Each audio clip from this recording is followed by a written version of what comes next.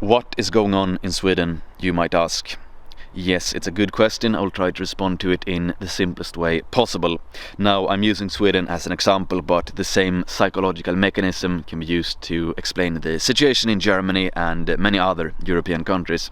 So basically, we have the narrative, capital N narrative, the moral framework, and that says, this is the post-World War order, and that says that the greatest evil is Germany in the 30s, and every single thing that approaches Germany in the 30s, every single step towards that is an act of evil. So if you say that you want to restrict immigration, that is a step towards Germany in the 30s. If you want harder punishments for criminals, that's also a step in that direction. If you want to repatriate foreign criminals, it's a step in that direction. If you say that there are only two genders, that is a step in that direction. So that explains exactly everything. So if you have young women in Sweden, the primary victims of mass immigration, why would they support these parties that will continue mass immigration, that will continue to make society worse? So by the way, I can only suppose that you know this by now, but Sweden went from perhaps the safest nation on earth to a quite dangerous society. So we have almost daily shootings and bombings and murders and everything like that, and rapes and robberies and all manner of horrific crimes.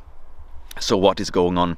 Yes, it can be explained with this, that no one wants to be no one wants to take that step towards the greatest evil. So if you have the choice between voting for a party that will continue mass immigration or to take a step towards the greatest evil, many Swedes, they choose the lesser of two evils, as they see it. Now, of course, this sounds absolutely insane. If you have liberated your mind, this sounds absolutely insane. Why would you be willing to sacrifice your own safety?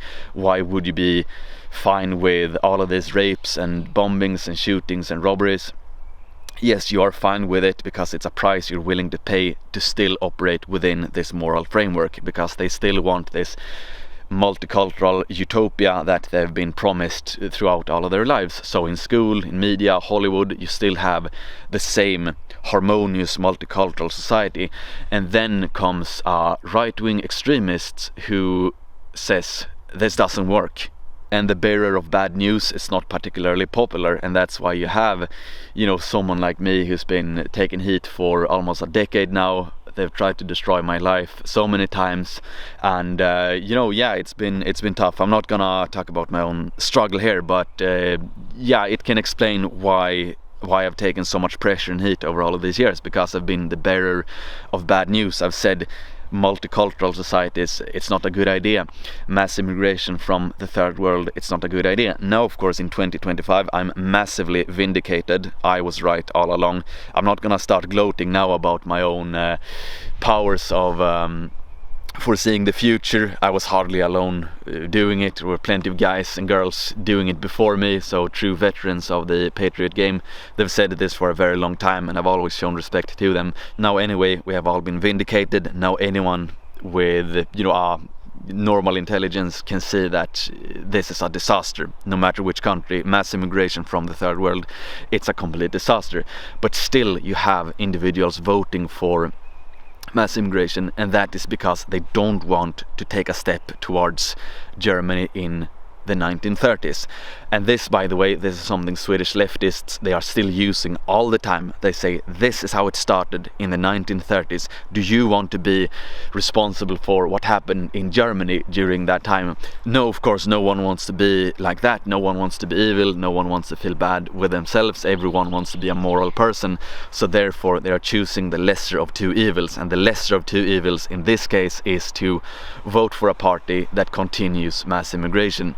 So everyone now understands that it's a drain on society. Everyone understands that it creates unsafety, chaos, everything like that. Everyone understands it. Then some people, they still cope by saying, oh, we need mass immigration to save our welfare system or whatever it might be. They are only copes. So these are only excuses. The main psychological mechanism is that they don't want to feel bad with themselves. So hopefully that can explain everything that is going on in the West today. voters, regular normies, they don't want to feel bad with themselves. They don't want to be a bad person by taking one step closer to Germany in the 30s, and that is a step that is taken whenever they vote for a party that says we want to close the borders, there are only two genders, it's not good with letting criminals loose on the streets. So all of these proposed policies, they are connected to the ultimate evil. Now, even without Germany in the 30s to point to, they have many other examples. So they point to many of the crimes of the white man throughout the ages. So we need to atone for those crimes. That is the moral thing to do, according to this narrative. So what we need to do, metapolitically speaking, we need to reframe the moral framework. We need to restructure the moral framework. We need to say to as many people as possible that it's good, normal, natural to not want to be afraid in your own country. It's normal and natural, it's a healthy impulse to not want to be afraid that your daughter will get raped, your son will get robbed or killed, and you don't want to live in this Gotham City. It's completely normal. It's a normal, moral, natural thing to do. So that is the big battle at hand. That is the battle we need to win if we want to save our civilization and people. So the same psychological mechanism can explain the situation in most of Europe. Now, also, I've said this before, I'll say it again because it's of paramount importance. If you are a young individual and you don't know what you want to do with your life, then go into politics. And in the Swedish case, go into the Sweden Democrats, go into the moderates, push these parties in a healthier direction so they can one day actually put the Swedish people first. So that's my best recommendation. So we need to compete for the positions of power in institutions of power. We need to gain political control and institutional control, otherwise it's game over. And I'm giving Sweden 20 years or so.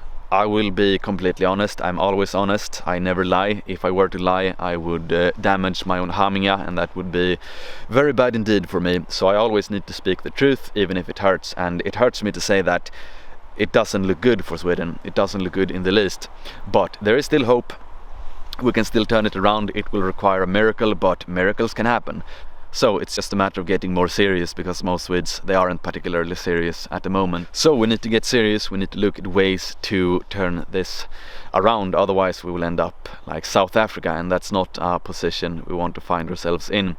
Now, on a similar note, if I happen to have any wealthy sympathizers, especially here in Sweden, now more than ever would be the time to reach out. So anyway, I hope that explains the psychological mechanism behind the self-harm behavior of many whites.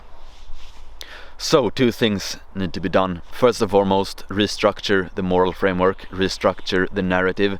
We need to say to as many people as possible, so I'm saying this now to any young woman who might be watching, that it's completely fine for you, it's completely normal and natural for you to not want to live in a society where you are afraid all the time. It's completely normal.